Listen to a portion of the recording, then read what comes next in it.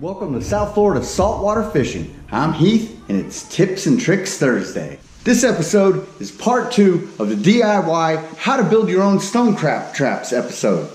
We're going to show you how to basically mark your buoys, how to tie them off, how to weight your line, how to tie your line to your trap, and how to basically essentially complete your traps so that you're ready to bait them and throw them in the water and start having them produce. Before we get into this though, do us a favor. Hit that subscribe button, give this video a like, leave us a comment. We'd love to hear from you.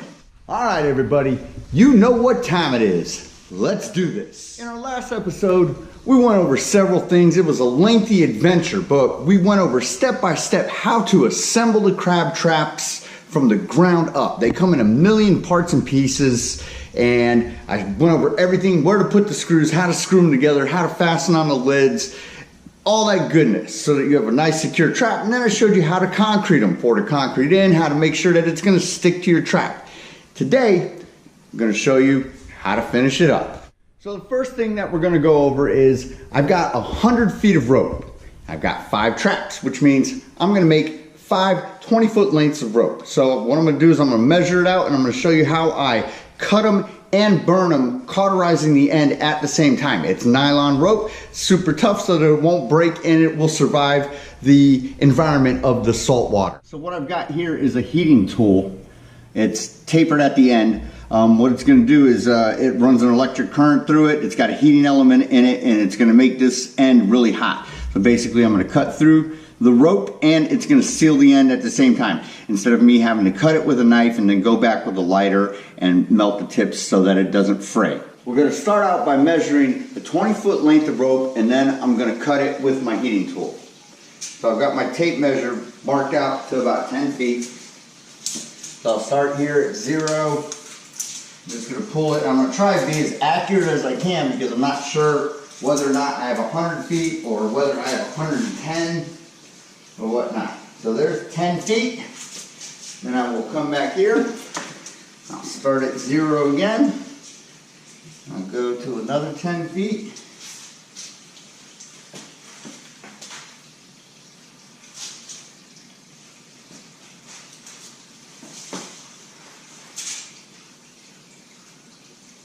Alright, so there's 20 feet of it. So now I'm going to take my heating tool, and it's very simple. You just apply a little bit of pressure and let it do the work. Again, this tool will cut the rope and seal it on both ends at the same time.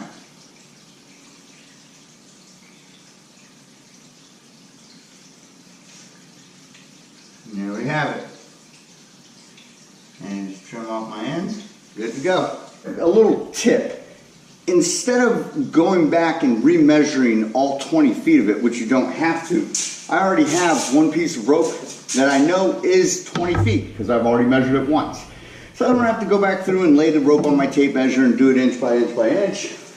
All I need to do is take my second rope, which is still connected to the remaining 80 feet, and just line them up and pull it through and match it until I get to the end, and that'll be 20 feet. And there's 20 feet of your other rope.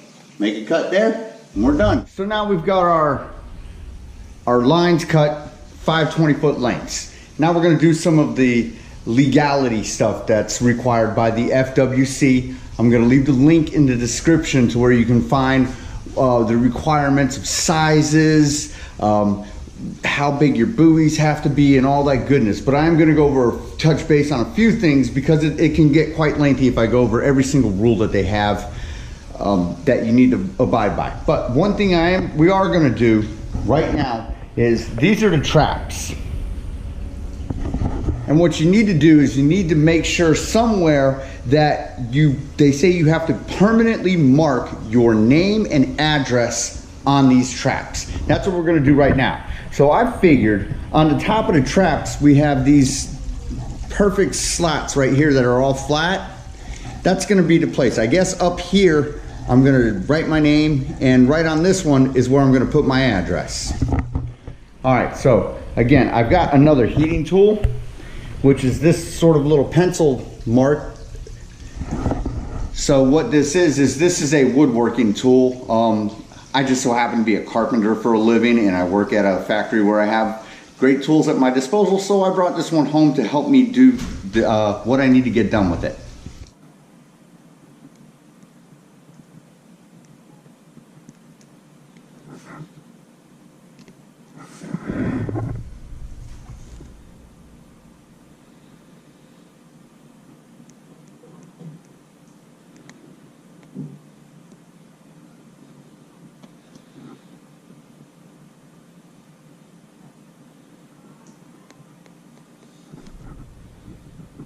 Our labeling process is done.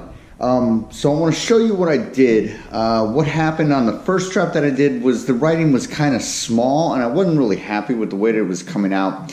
I just didn't want to have it be examined and not be up to par with what they were expecting. So I went ahead and I used 3 slats to label, the top one and then these 2 bottom ones, and the writing came out a lot clearer. So like I said, you want them to be able to read it really clearly, no problems. Keep yourself conforming with what it is that they expect. That way there's no problems and everybody's a happy camper. Okay, now I'm going to show you how to attach your line to the trap with the bowline knot. Okay, bowline knot or bowline knot, however you want to pronounce it. What we're going to do is we're going to attach it to the front side of the trap. That way when we yank it, should the top come open, everything just falls to the back. We're not attaching it to the very bottom, we're going to attach it to the next rung up, right in here. So, to tie a bowline knot, we're going to slip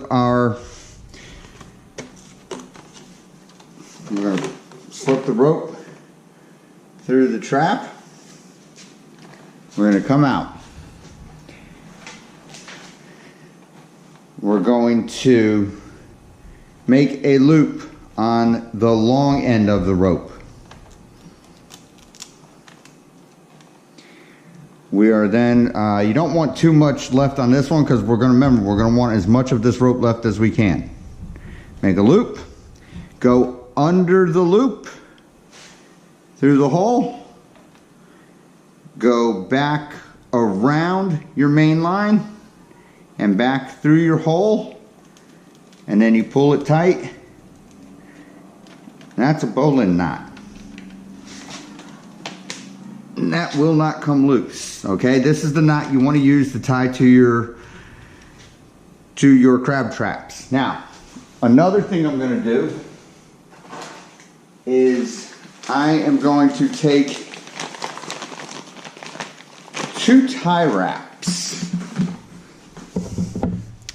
and I'm going to fasten the tie wraps to the tag end to here so that it kind of crunches it down, and that will hold it extra tight to the trap. Keep it just in case it wants to pop loose from currents or anything like that. So I'm going to pull one right there.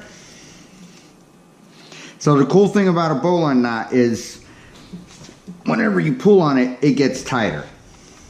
And then I'm going to put a second tie wrap right here. Now we're also going to use tie wraps when we drop the traps to lock them shut. That way, should anybody, I'll be able to tell if anybody's going in them. If I pull my trap up and the tie wraps are missing or they're cut or something, I'll know that, you know, somebody grabbed it and was pilfering from my goods. We'll trim those up. All right, now your line is attached to the trap. So here's a close-up of what it looks like. This is the bowline knot, and these are the 2 tie wraps that I put on. And whenever I pull against it, or the current pulls against it, or I pull to pull it up, that knot just gets tighter and tighter and tighter. All right, we're gonna do the rest of those, and then we're gonna start putting on our weights and attaching our buoys. They sell a special weight that you put on your line.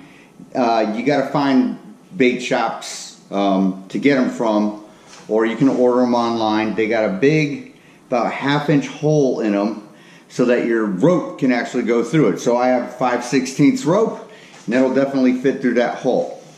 So what I'll do is I'm going to take it and I'm going to fish it through the one end. And what I want to do is I want to leave it about, so I got 6 feet arm span.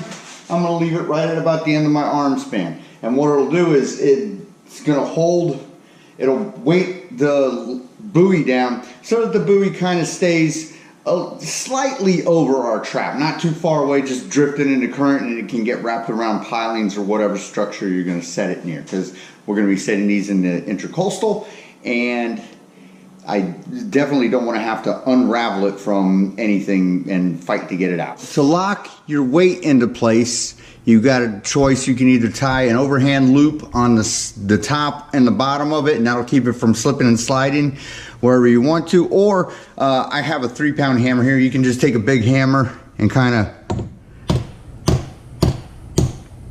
flatten it down, and it ain't going nowhere. That's it.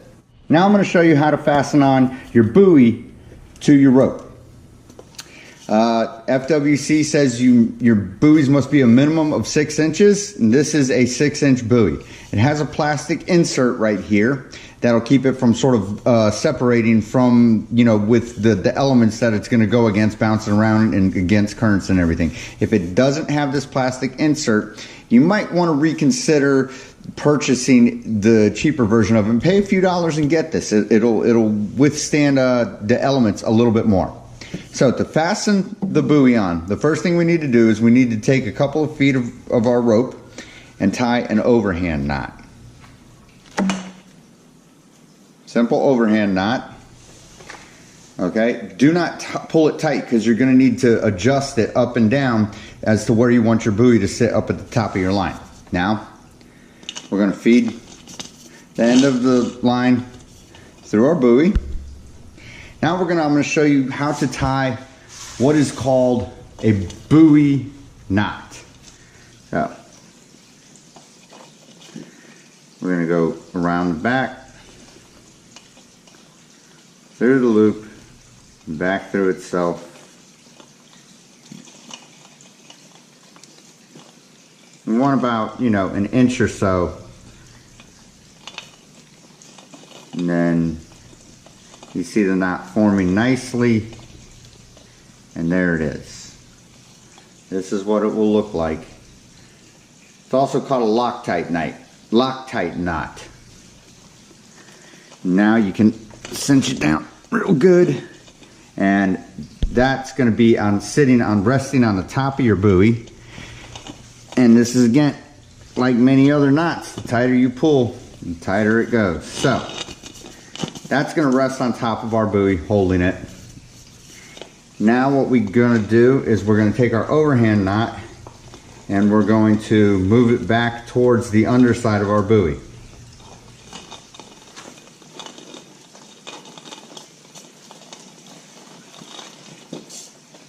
All you got to do is pull that side and just start pulling towards it until it tightens itself up. Now your buoy is fastened and it's not going to go nowhere. So again, on the bottom, underhand knot. On the top, buoy knot. Good to go. So I'm going to tie on the rest of these, and then I'm going to show you how to mark them and what I do to sort of personalize my buoys. Labeling your buoy so that it conforms to the requirements that the FWC says.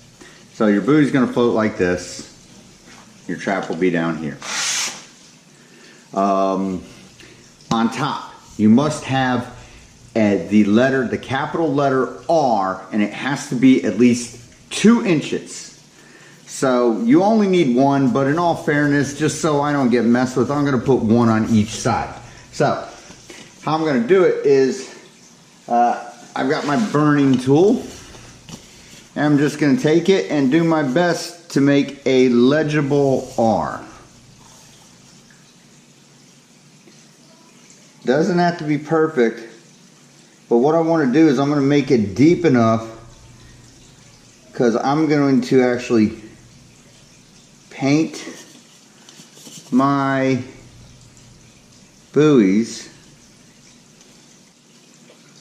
And there we have it. There's the letter R. So when I paint it, it actually, the relief of the burn will stay white and the paint will cover the color. So I've got dark green in hopes of possibly concealing this a little bit from people who may want to go and see what is below the buoy, something that might not necessarily be there. So again, I'll go on the exact opposite side of it, and I'm going to write another capital R.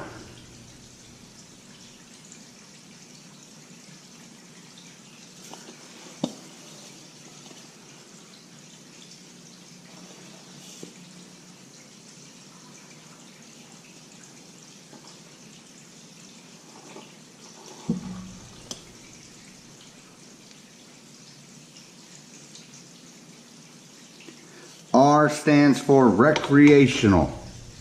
The final step to this process before we are ready to bait them and throw them in the water is decorating your marked buoy. You can leave them white if you want to. Me, I'm going for dark green. So, you don't have to get this paint that I got. This quart can cost 16 bucks. It is marine grade. It's not necessarily going to last any longer than any other paint. We shall find out.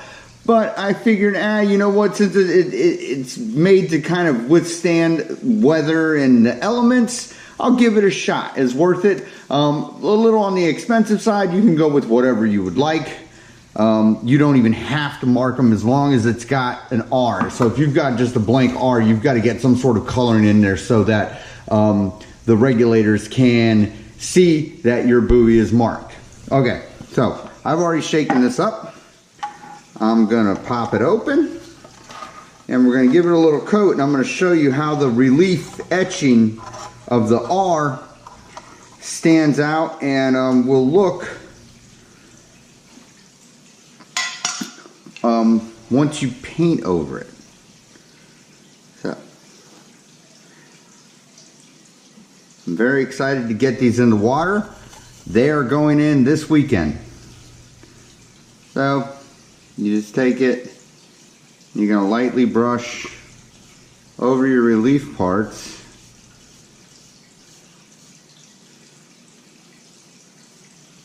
You don't want to really get down too much in where you route it out for your R.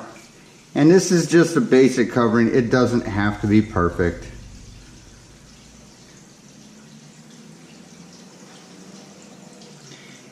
You can be as nitpicky as you want to. This is where creative expression comes in. This is the one chance you're actually going to get to be creative with the traps. So if you want to take a little bit of fair amount of time and decorate them however you feel, you can. So trap has this middle ridge right here. I am going to paint just above it. That way I have sort of a nice clean line that I can cut in, and I'll go with it from there. The key to doing this nice and sort of uniform is you may have to give it a couple of coats. We're going to see how well the paint sticks. Again, you see I got a little drop. I'm not going to worry about it. Alright. Cut in right there. So, that's what your R will look like when you've done it, and it'll stand out. Any FWC guys or anybody that rides by that is checking out recreational traps, they're going to want to see that R. There we go. There's your trap with your R. And I got another R just to make them happy, just in case. So I'm gonna let that dry, and that baby is ready to go in the water. That about does it for this episode and for our crab trap building experience. I hope you've learned. I hope you've enjoyed. If you want to take on this task and you have any questions, feel free to email me. The link is down in the description. If it doesn't work, write to me in the comment section. I'll write back to you. It's not a problem. I don't know everything, but I do know a bunch, and I can try my best to help. All right, folks. We hope to see you next time for our Sunday showdown that's going on. We're gonna drop these traps out. I'm pretty much sure the weather is not going to agree with us this weekend, so we'll most likely be dropping traps and fishing for more bait to put in them the following week. And we're gonna see what happens. Have us a little bit of fun on the water. Take the South Florida fishing girls with us and see what we can do. All right. Till next time, South Florida saltwater fishing, going wherever the cool wind takes us.